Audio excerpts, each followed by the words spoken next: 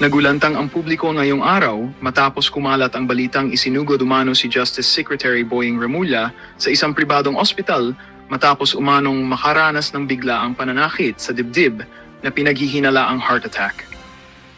Ayon sa mga unang ulat, agad umanong rumesponde ang kanyang security at medical team matapos itong makaramdam ng matinding panghihina habang nasa loob ng kanyang opisina. Patuloy pang inaalam ang eksaktong kalagayan niya habang mahigpit na ipinagbabawal ang pagpasok ng media sa ospital. Samantala, nagdulot ng matinding pag-aalala ang insidente sa mga opisyal ng pamahalaan at maging sa publiko, lalo't naging mainit ang mga usapin sa politika nitong mga nakaraang linggo. Lumalabas din sa ilang impormasyon na mahigpit na binabantayan ngayon ang seguridad sa paligid ng ospital matapos umanong may nakitang kahina-hinalang galaw ng ilang individual na agad namang inaksyonan ng mga autoridad. Gayunpaman, wala pang kumpirmasyong inilalabas ukol dito at patuloy itong iniimbestigahan. Sa ngayon, hinihintay pa ang opisyal na pahayag mula sa Department of Justice at sa pamilya Remulla hinggil sa tunay na kalagayan ng kalihim. Pinapayuhan naman ang publiko na maging maingat sa pagkalat ng hindi beripikadong impormasyon habang nagpapatuloy ang pag-monitor sa sitwasyon. Inaasahan na maglalabas ng update ang mga kinaukulang ahensya sa sandaling maging malinaw na ang lahat ng detalye.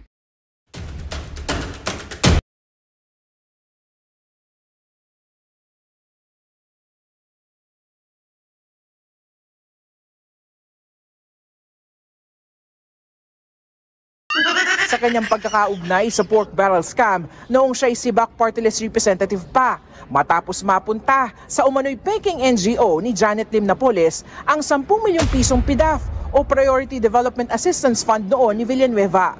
Ang dismissal order na ito hindi pinatupad ng Senado dahil tanging Senado at mga kapwa-senador lamang daw ang makakapag-alis sa kapwa-senador sa pwesto sa pamamagitan ng investigasyon at ng ethics complaint.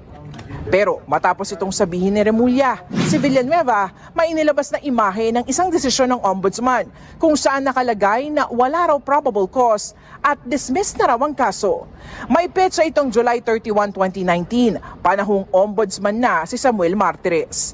Naglabas din siya ng clearance mula sa ombudsman na nagsasabing wala siyang nakabimbing kasong kriminal o administratibo sa Office of the Ombudsman. May inilabas din si Villanueva na certification mula sa Sandigan Bayan na hindi siya akusado o defendant sa anumang kaso roon. Pareho yung inisyu nitong September 10, 2025. Sa mensahe ni Villanueva sa reporters, tinawag niyang harassment ang gusto ni Remulla. Si Remulla, ikinagulat na may ganito na palang desisyon si Martires na anyay isinikreto umano.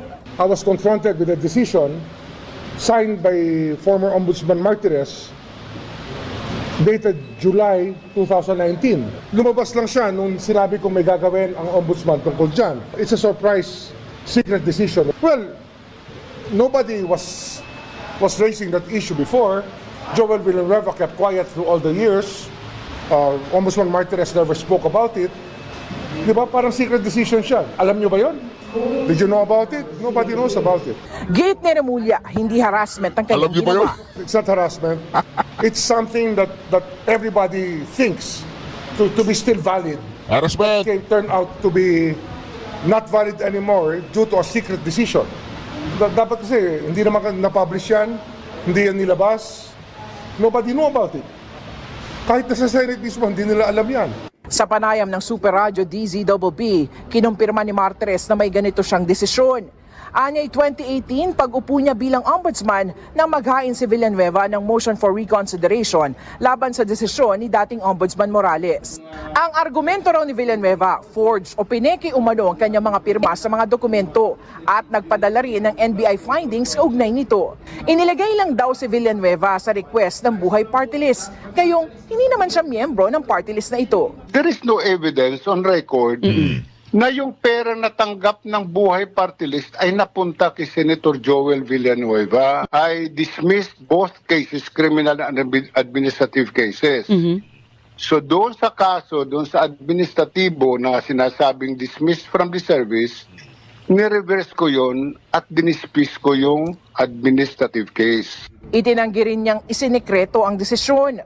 Abay, hindi ko alam kung anong sikreto sa amin kasi kung titingnan, mayroon kaming tinatawag na CCMS, yung Case Management System. Pag yung kaso ay nare-release, napupasok yan sa system eh. So nandun sa system, na na-dismiss ko yun, wala akong sekretong ginagawa sa aking trabaho. Lahat nakabuyang-yang. Sabi ni Remulla, inaaral nila ang desisyon na ito ni Martires. Pero dahil dito, hindi na siya susulat sa Senado.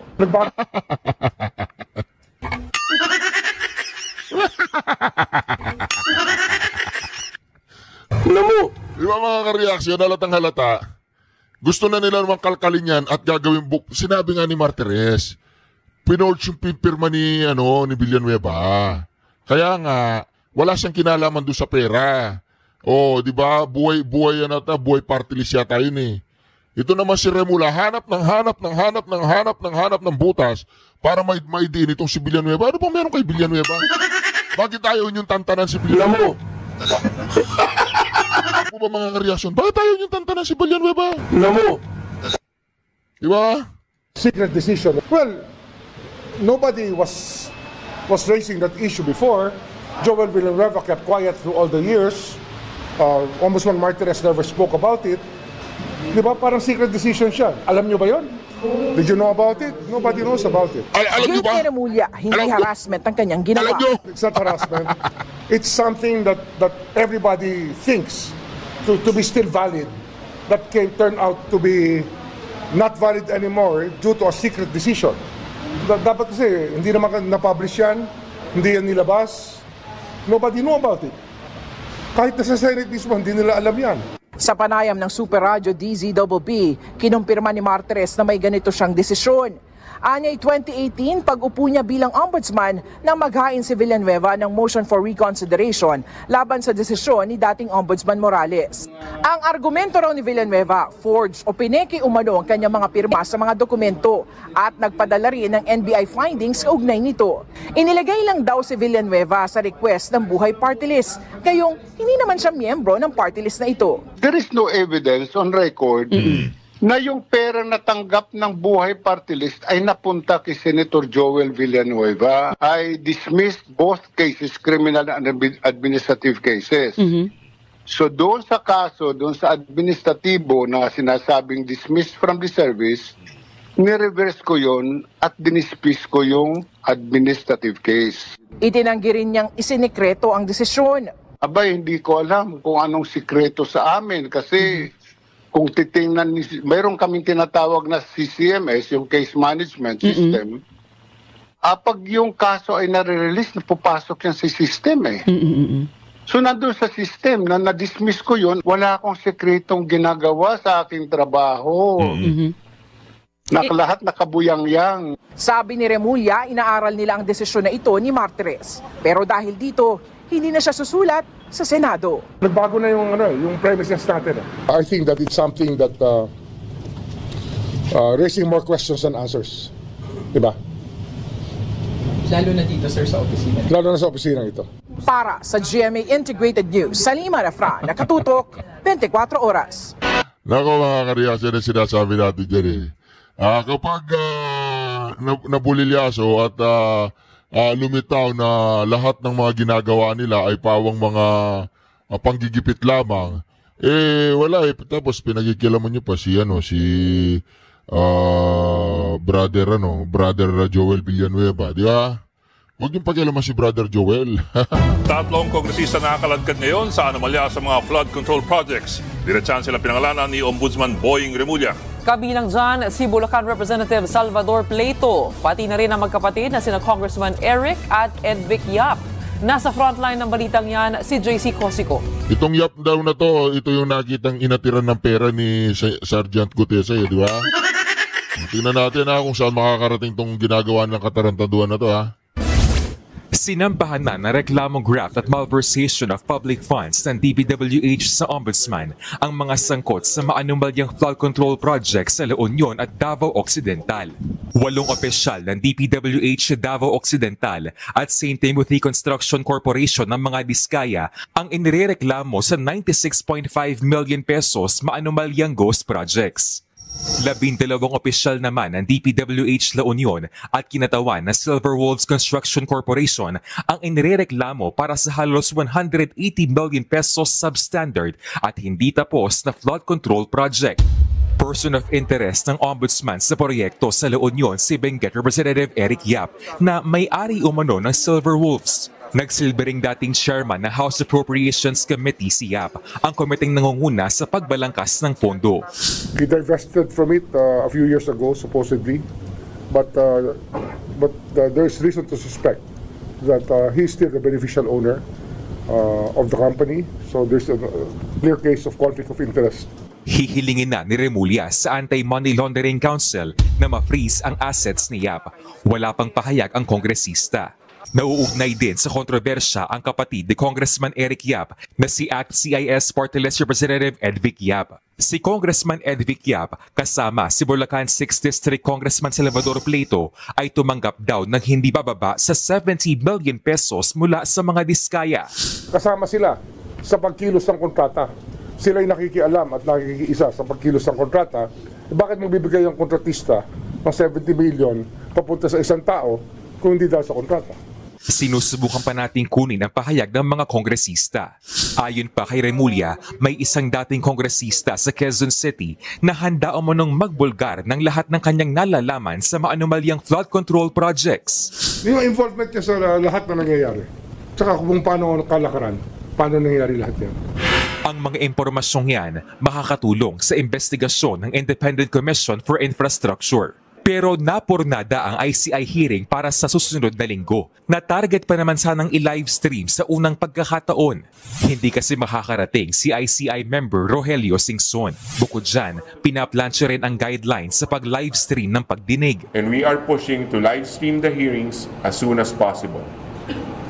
However, before we do so, the ICI would need to study and draft the rules of procedure and parameters to allow for live streaming, taking into consideration sensitive information and the constitutional rights of invited resource persons. Nilinaw din ng ICI ang nabanggit ni Chairman Andres Reyes Jr. sa Senate hearing na 1% kickback umano na natatanggap ng opisina ng DPWH na nasunog sa Quezon City.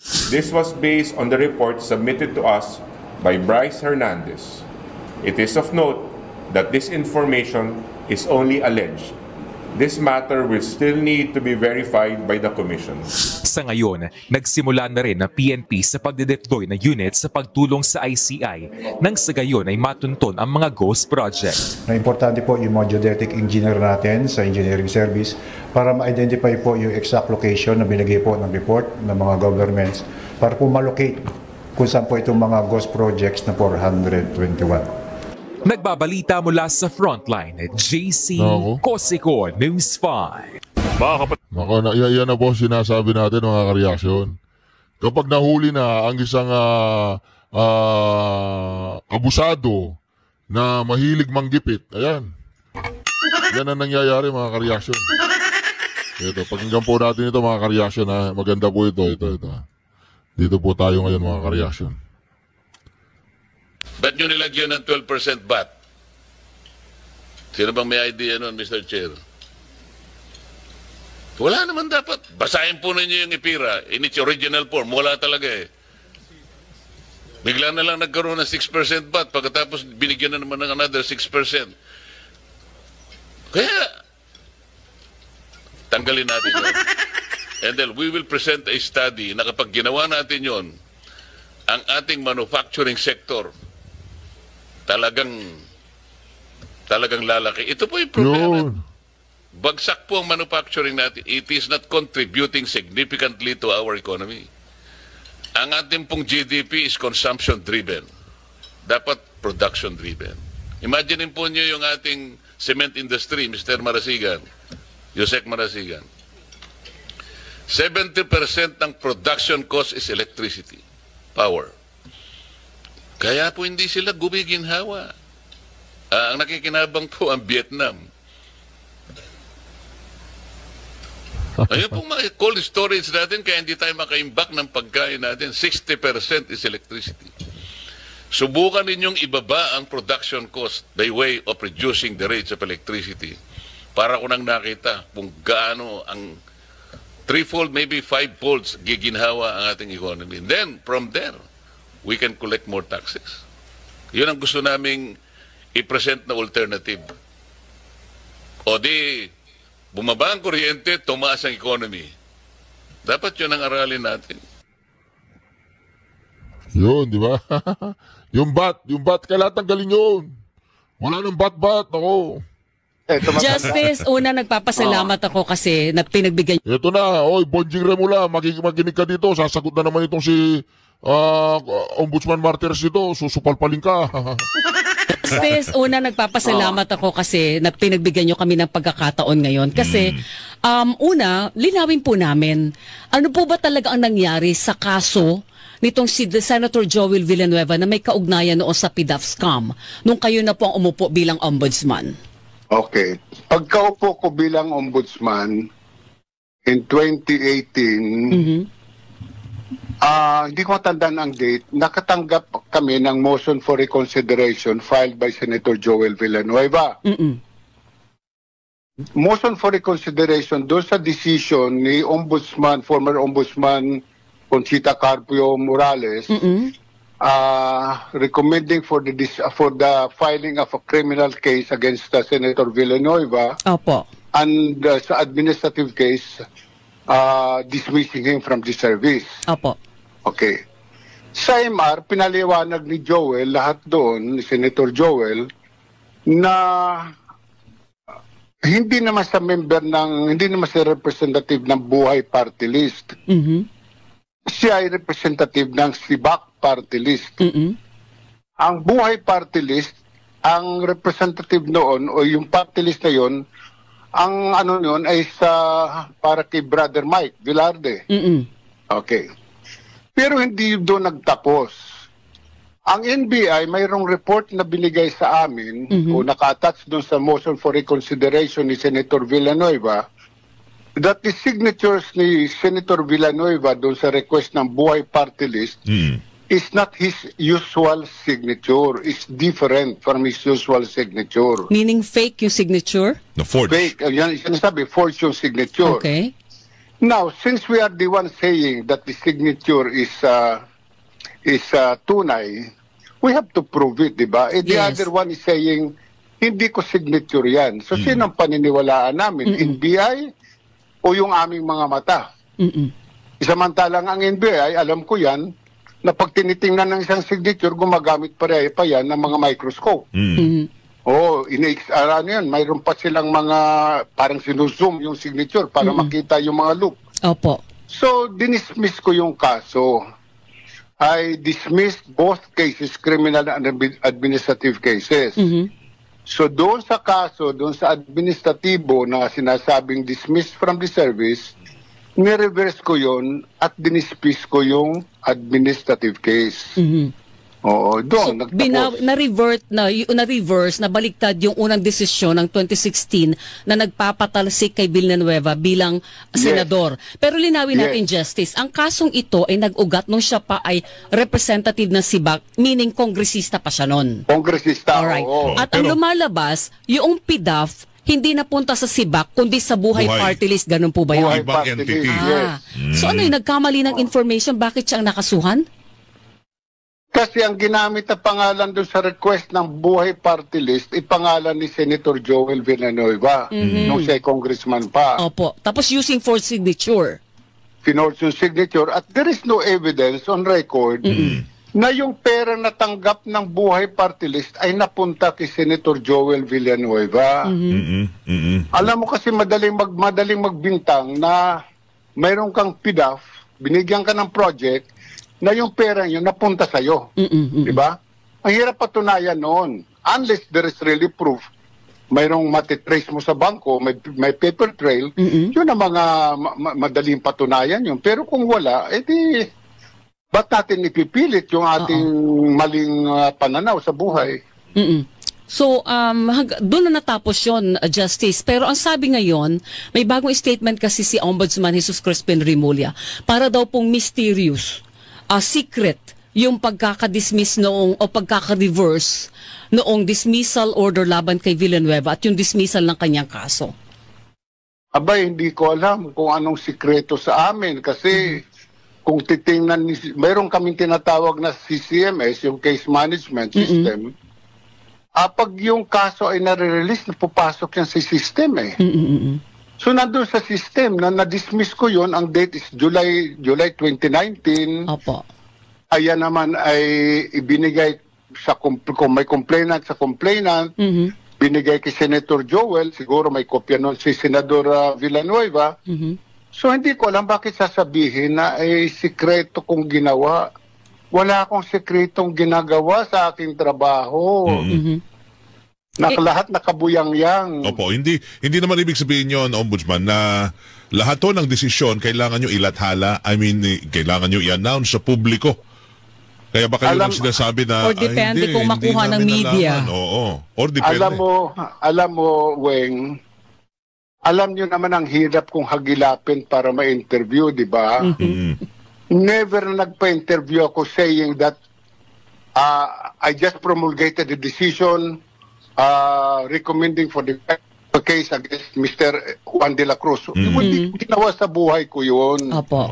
Kung pinakikiusapan ako ng aming media bureau, sabi ko, do not glorify me at the expense of the respondents because I am not sure whether the respondents are really guilty. Because on our end, our determination is only to determine whether there is probable cause for purposes of filing an information in court. Pero sa husgado, ang kailangan mo is a higher degree of probable cause, hindi probable cause. Proof beyond reasonable doubt. Yes. O paano hindi namin naabot yung proof beyond reasonable doubt, di acquitted? Bakit ako magpipiesta ngayon? Pagpipiestaan ko isang tao na ito si Juan de la Cruz ay may kasalanan, nagnakaw.